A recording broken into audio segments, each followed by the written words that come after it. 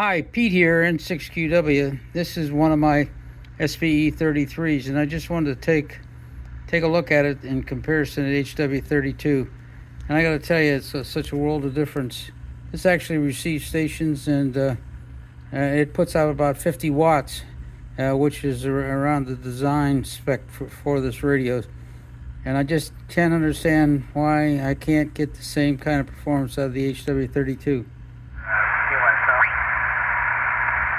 20 meters, 1 o'clock in the afternoon.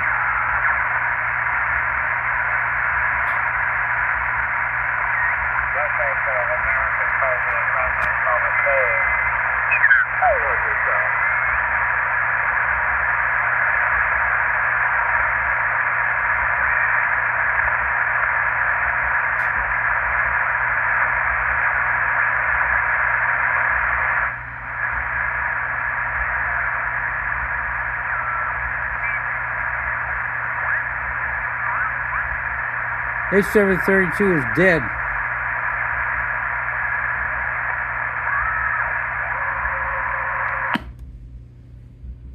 That's about 50 watts.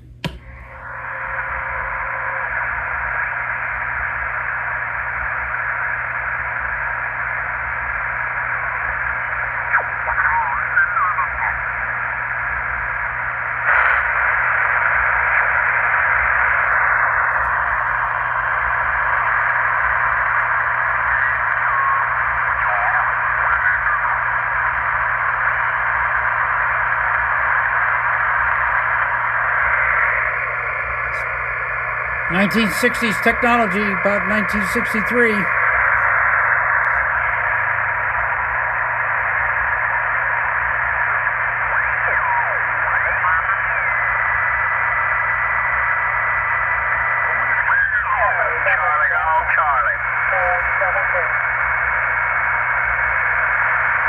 This one's in pretty good shape. Did a little work on it. Replaced all the high voltage caps.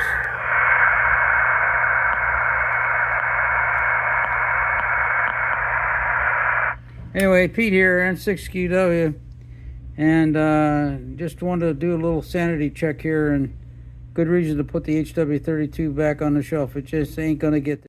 So I'm really just interested in doing this calculation, so I will probably continue to use this setup and, in our evening roundtable thing until I get down to the, the 20% range, and then kind of extrapolate that in terms of what the time might be over. Okay, very good. I was very surprised myself. I haven't done a lot of testing in the RV, but the amount of testing that I did was, it wasn't significant, but, it wasn't like I was holding off. And I think I used 7% of the battery or something like that with the amplifier on. I was pleasantly surprised. Yeah, the beauty of sideband is that it's the average power, the average current you draw from the battery is much lower than the peak. In fact, one of the things I was thinking about is, back in the old days when I first got my license,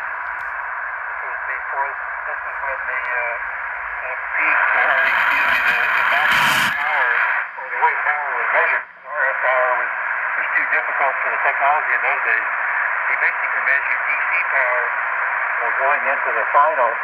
And I don't remember what the maximum was, but it seems like the power maximum, instead of 1,500 watts peak, it was like 1,000 watts or so DC power.